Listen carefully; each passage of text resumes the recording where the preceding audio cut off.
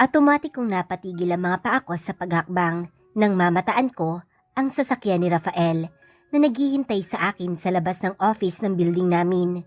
Nilingon ko ang mga kaopisina ko na pauwi na rin. Isa sa kanila si Jonah. Hindi muna ako lumapit sa pwesto ng sasakyan ni Rafael dahil baka mapansin naman ako ng mga katrabaho ko at maging sentro naman ng usapan. Bigla ay tumunog ang cellphone ko at numero ni Rafael ang nakalagay na caller. "Hello? What are you doing standing there?" Inis na tanong niya. "Hinihintay ko lang na makalis ang katrabaho ko." "Para ano, Angela? Don't waste my time. Kapag hindi ka pumunta dito, ay iiwan kita." "Heto na nga, papunta na." Sa takot ko ay agad akong napahakbang patungo sa sasakyan niya. Hindi ko nilingon ang mga katrabaho ko. Bahala na kung mapansin man nila ako. Magkasalubong ang kilay ni Rafael nang makasakay ako ng sasakyan. Mukhang hindi maganda ang gising niya kaninang umaga. Kaagad na pinatakbo ni Larry ang sasakyan pagkasakay ko at hindi ko alam kung saan kami pupunta. Sa isang kilalang shopping center kami nagtungo. Nandito ang shop ng mga sikat at mamahaling brand, kaya madalang na madalang ako dito na mapadpad. Naiilang na sinabayan ko si Rafael papasok sa loob. As usual, ay nanliliit na naman ako kapag kasama ko siya. Although, sinisigurado ko naman na maayos ang itsura ko ngayon. "Mr. Rodriguez." Isang baritonong boses ang nagpatigil sa kanya sa paghakbang. Nilingon ko ang isang lalaki na sa tiyansya ko ay nasa 50s ang edad. Tulad ni Rafael ay nakasuot siya ng business suit. Hindi siya katangkaran, singkit ang mga mata at maganda ang tindigan. Sa tabi niya ay isang magandang dalaga na sa tingin ko ay anak niya dahil sa pagkakahawig nila. "Mr. Chua." Tipid na bati ni Rafael sa lalaki at lumapit para kamayan ito. Napansin ko agad ang mga tingin ng magandang babae kay Rafael. She's wearing an off-shoulder maxi dress. Maroon ang kulay niyon, kaya litaw na litaw ang kaputian niya. Ang mapupula din niyang lipstick ang lalong nakapagpalitaw ng ganda niya. "Rafael, meet my daughter Emma." Pakilala sa babae ni Mr. Chua. "It's a pleasure to meet you, Emma." Inilahad ni Rafael ang kamay sa dalaga. Tipid namang ngumiti ito habang inaabot ang kamay ni Rafael. "She just got back from US. She studied business management there and will complete her master degree next semester," Mr. Chua stated proudly. "Dad, I'm not sure if I'll be able to complete my paper next semester." Nahihiyang saway naman ni Emma sa ama. "Wow, that's very impressive." Papuri naman ni Rafael sa dalaga na agad namang namula. Gusto ko nang lumubog sa kinatatayuan ko. Mukhang nakalimutan nilang ang aking presensya. Sa bagay, marahil nga ay iniisip nilang assistant ako ni Rafael dahil nakasuot pa ako ng uniform. Sana nga ay hindi nila ako mapansin dahil hindi ko alam kung paano makikipag-usap sa mga tulad nilang mayayaman. "Iha, in regards to your paper, you can consult to Rafael. He also earned his master degree at a young age." "Rafael, I hope you and my daughter will get to know each other more. She is also interested in the real estate business and I know she will be benefit greatly from your advice and experience." Hindi naman mahirap maunawaan na inirereto ni Mr. Chua ang anak kay Rafael and honestly, I don't know how to react. Nilingon ako ni Rafael at aatrasa na ako kung hindi lang niya mabilis na ipinulupot ang braso sa aking bewang at bahagya akong hinila palapit sa kanya. "I'd be delighted to share my knowledge with her. Anyway, I'd like you to meet Angela, my fiancé." Bakas ang pagkagulat sa mukha ng mag-ama pagkarinig ng fiancé ako ni Rafael. Mukhang hindi sila makapaniwala at hindi ko sila masisisi. "Oh, hindi ko alam na ikakasal ka na."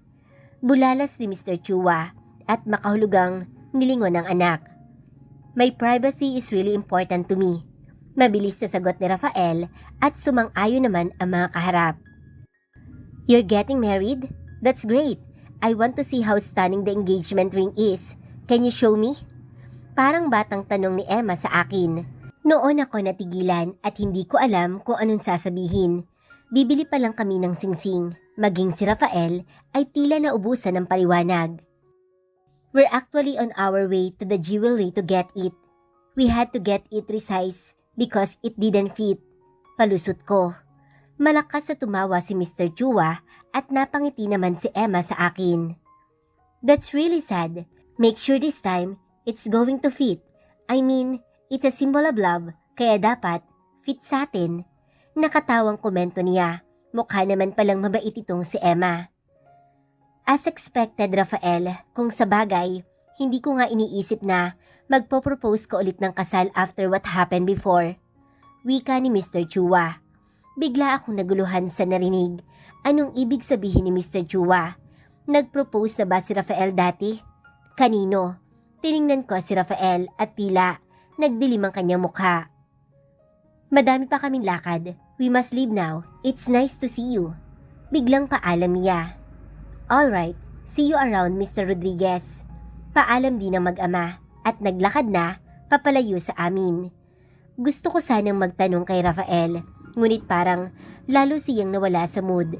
Mabibilis ang hakbang niya at ni isa man sa mga nakasalubong namin ay tila nais siyang batiin, ay wala siyang pinagtuunan ng pansin. Sa isang sikat na jewelry store kami dumiretso. Pinagmasdan ko ang loob ng outlet. The shelves are brimming with expensive jewelry at nakakalula ang mga presyo na nakikita ko. Parang hindi ko yata kakayanin ang magsuot ng ganoong kamahal na alahas. Bring me the most exquisite ring that you have. Utos ni Rafael sa dalawang babae na sumalubong sa amin. Kaagad namang tumalima ang mga ito nang makilala siya. Maya-maya ay isa pang babae ang lumapit sa amin. Maganda siya at iba ang uniform na suot kumpara sa mga naunang sumalubong sa amin. Mukhang higit na mas mataas ang posisyon niya. Oh, Mr. Rodriguez, I can't believe you're here. Janet, I need a ring. Seryoso at walang patumpik-tumpik na salubong ni Rafael. Exaggerated na napasinghap ang babae. Please allow me to show you some of our most valuable gemstone. Oh, nandito na pala. Binalingan niya ang dalawang babae na dumating na at may dalang jewelry box. The following are collection of rings that originated in Italy. Each ring are fashioned of the rarest of the most precious diamonds available. This one, however, is the most valuable. Itinuro niya ang isang singsing na kulay asul ang bato sa gitna. Ang totoo ay iyon din ang unang umagaw ng atensyon ko sa lahat ng singsing na ipinakita niya. It was designed and handicraft by the famous Marnella Delgado. The diamond is particularly rare. Dagdag pa ni Janet. Seryoso ba si Rafael na bibigyan niya ako ng ganito kamahal na singsing? But first of all, who is the lucky recipient? Tanong ni Janet.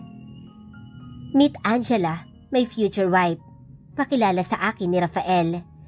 Nanlaki ang mata at napanganga si Janet nang tingnan ako, pero agad siyang nakabawi at ngumiti. Alright, I'm sorry, hindi kita agad napansin. Miss, do you like this one? Bagay na bagay to sa'yo. Nanuyo na ang lalamunan ko at hindi makasagot sa tanong niya. Isa pa, nakakahiya kay Rafael. Parang hindi ko yata kaya magsuot ng ganoong singsing. Baka hindi ako makatulog sa apartment ko sa takot na pasukin ako na masasamang loob. Well, take it. Sambit sa akin ni Rafael. Nasisiyahang kinuha ni Janet ang singsing at ipinakita sa akin. Tunay na napakaganda noon. Kitang-kita ang matingkad na kulay asul sa bawat pagkislap niyon. Mr. Rodriguez, you will never regret purchasing this ring. This is absolutely flawless, I assure you. Madami pang pinag-usapan si Janet at Rafael at hindi ko naman magawang sumabat sa kanila. Ang isip ko ay nasa singsing pa rin na binili ni Rafael. Mukhang malaki na ang nagagastos niya sa pagpapanggap na ito at kinakabahan na ako. Hindi mo naman ako kailangang bilhan ng ganito kamahal ng singsing. Angal ko nang makalabas na kami ng store. Have you forgotten how Emma reacted earlier? Sa tuwing may na-e-engage, singsing agad ang gustong makita ng karamihan sa inyong mga babae. Hindi ako nakaimik. Totoo naman, lalo na siguro sa circle of friends niya na pulos mayayaman. Big deal sa kanila kung gaano kaganda at kamahal ang singsing. Nobody, not even my grandpa, would believe me if I gave you a cheap engagement ring. Dagdag pa niya. Oo na, pero saka ko nasusuotin ito ha, kapag ipapakilala mo na ako sa parents mo. Baka mawala pa. Wala akong pambayad dito kahit habang buhay yata ako magtrabaho. Ikaw ang bahala. Let's go. Ipapahatid na kita. I still have dinner meeting to attend.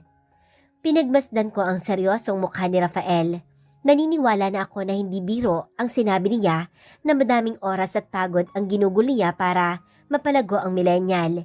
Dahil kung hindi, ay hindi siya mag-i-invest ng malaking halaga at oras para sa palabas naming ito.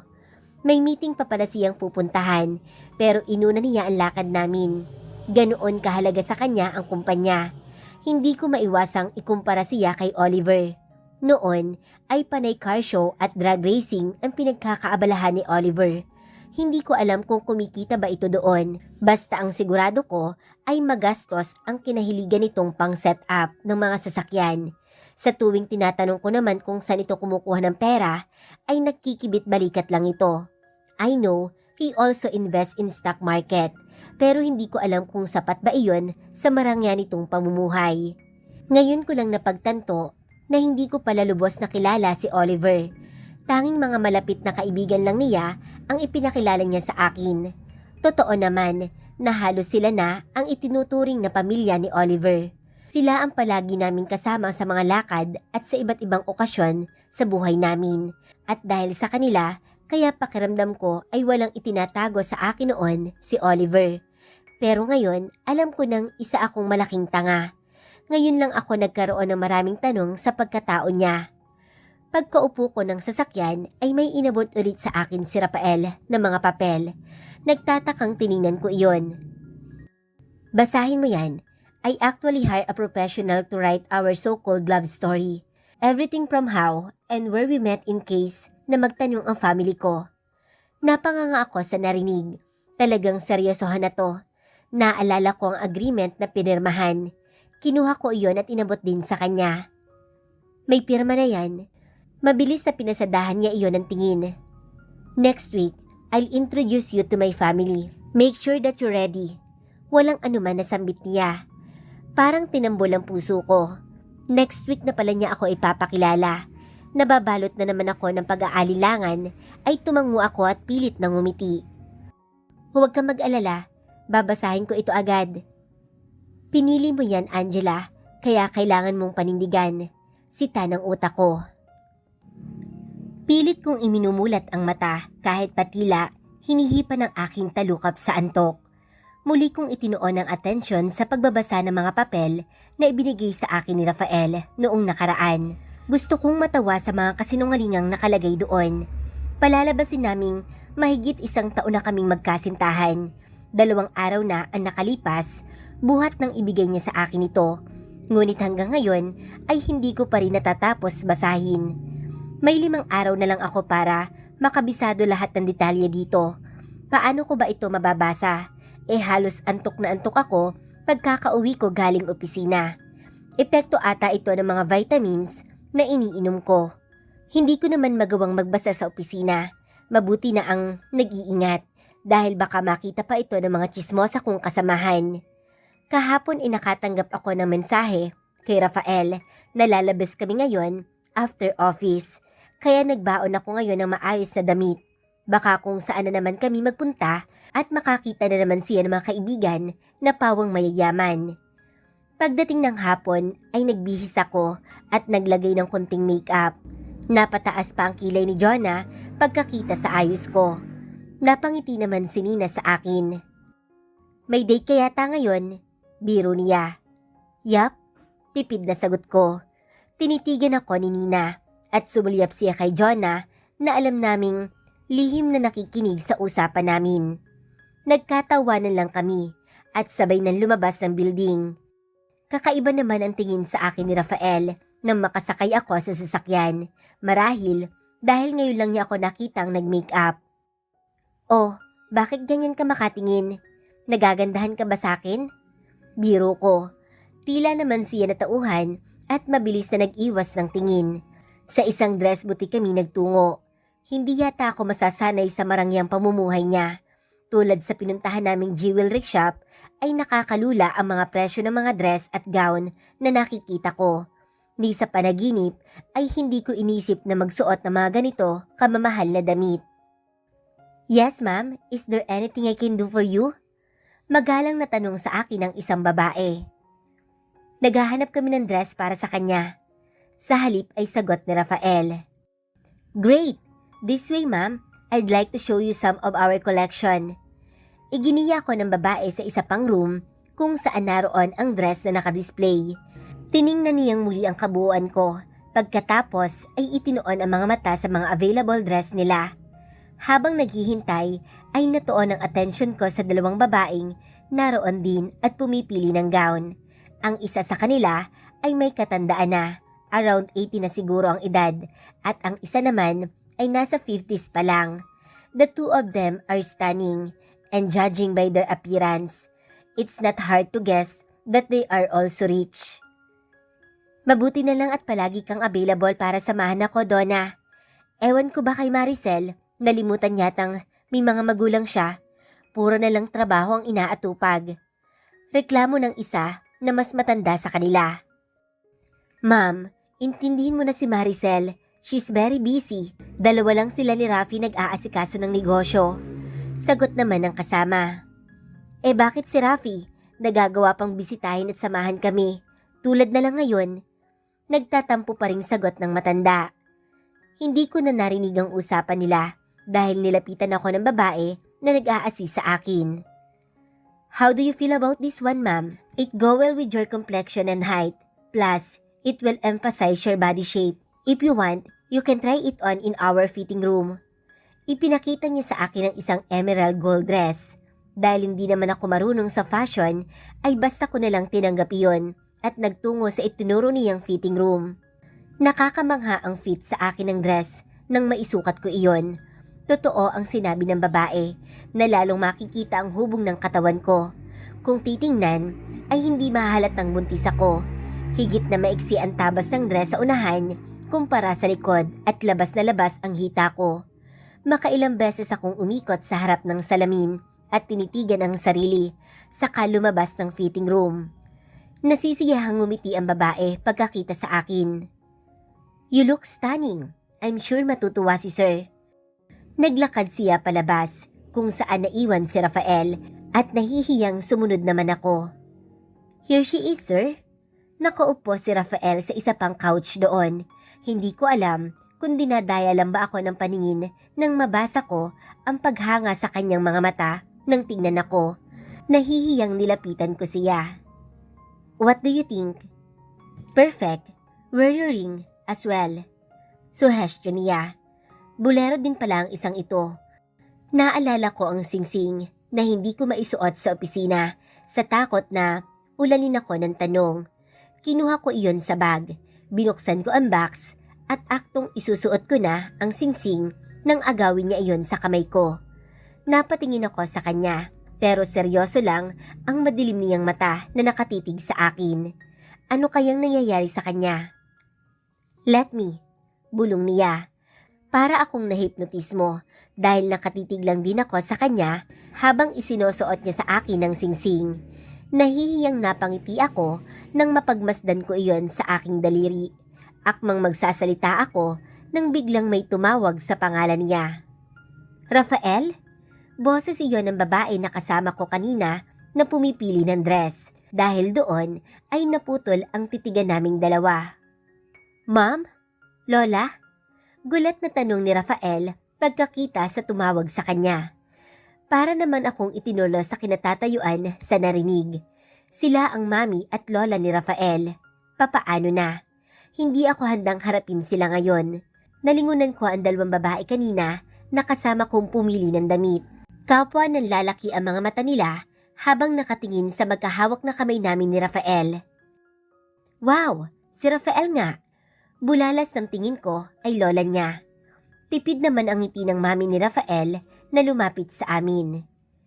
It surprises me to see you here, son. Salubong niya sa anak. Lumipad sa akin ang mga mata niya. And who is this lovely lady? Ma'am, I'd like you to meet Angela, my girlfriend. Pakilala ni Rafael sa akin. Nakangiting tiningnan ako ng ginang. Hello Angela, I am Donabel, Rafael's mother. Nakakailang ang mga mata niya na tila kinikilatis ang aking buong pagkatao. Hello po Tita Donna. Diyos ko, mukhang napilipit na yata ang aking dila sa sobrang kaba. Angela, siya naman ang paborito kong Lola Elena. Malawak ang ngiti na pakilala ni Rafael sa kanyang lola. Bulero ka pa rin talaga Rafael. Anyway, why are you here? I can't believe I'll be able to see you here. Sa bilihan pa ng gowns and dress? Natatawang bulalas nito. Sinamahan ko lang po si Angela Lola.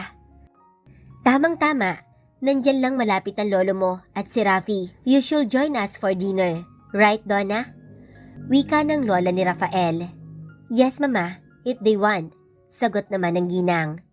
Nonsense Rafael. Angela, join us. Pagpipilit ng Lola Elena ni Rafael. No, hindi pa ako handang humarap sa kanila. Ngunit maging si Rafael ay hindi nakatanggi sa lola niya. I'll call your dad. Paalam ng mami ni Rafael at kinuha ang cellphone sa bag. Makahulugan kong tiningnan si Rafael. Tila maging siya ay nababahala, ngunit wala siyang magawa. Gusto kong mahilo sa bilis sa mga pangyayari. Namalayan ko na lang na nasa isang mamahaling restaurant kami at hinihintay na dumating ang daddy at lolo ni Rafael. Pinagmasdan ko ang dalawang babaeng kaharap. Ang mami ni Rafael ay napakapino kong kumilos. She is the epitome of elegance. Even the way she carries her bag exudes sophistication. Ang lola naman niya ay likas na masiyahin. In spite of her age, she retains some of her youthful radiance. Oh, andyan na sila. Paalam sa amin ng mami ni Rafael at bahagyang kumaway sa mga dumating. Para namang tumalo ng puso ko sa narinig. Nilingon ko ang itinuro ng mami ni Rafael at namataan ko ang dalawang lalaki na papalapit sa amin. Sa likod nila ay 3 pang lalaki na pawang mga naka-business suit din, pero hindi sila kasamang lumapit sa table namin. Dumako ang mga mata ko sa lolo ni Rafael na siyang punong dahilan kung bakit ako inaalok ng lalaki ng kasunduang ito. Rafael, apo, hindi ko akalain na magkikita tayo ngayon. What a coincidence. Masayang bungad ng matanda. Lolo, how are you? Tipid din na bati ni Rafael. Wag mo na akong tanungin. Okay naman ako palagi. Galing kami sa groundbreaking ceremony ng Techno Club na ipapatayo lang dito malapit. Ikaw, kumusta ka na? Madalang kitang makita nitong mga nakaraang araw. Mahabang litanya nito. Ang totoo ay namamawis na ang mga kamay ko sa nerbiyos. Narito ako ngayon at kaharap ang isa sa pinakamayamang tao sa bansa, si Don Miguel, ang lolo ni Rafael. Kung pwede lang umalis nang walang paalam ay ginawa ko na. Pero sigurado akong hindi ako mapapatawad ni Rafael kapag ginawa ko iyon. Sinulyapan ko ang daddy ni Rafael. Nakangiti siyang nakamasid sa amin. Pero di maikakaila ang pagtataka niya pagkakita sa akin. I am so intense to the point na nasusuka na ako. Meet my Lolo Miguel and my dad. Pakilala ni Rafael sa mga dumating. Magandang araw po. Nagawa kong sabihin na nanginginig ang boses. Sino naman ang magandang dalagang to? Magiliw na tanong ng lolo ni Rafael. Lolo, plano ko sanang ipakalala sa inyo sa ibang araw. Kaso nakita naman kami ni Lola, kaya bakit ko pa papatagalin? Meet Angela, my fiancé. Napasinghap ang mami at lola ni Rafael sa narinig. Ako naman ay gustong lumubog sa kinauupuan. Ang mga mata ni Don Miguel ay natuon sa akin at tinitigan ako. Animoy sinusukat ang katotohanan sa mga sinabi ni Rafael. Maya-maya ay ngumiti siya. Congratulations! Yan ang matagal ko nang hinihiling na mangyari. Bulalas nito.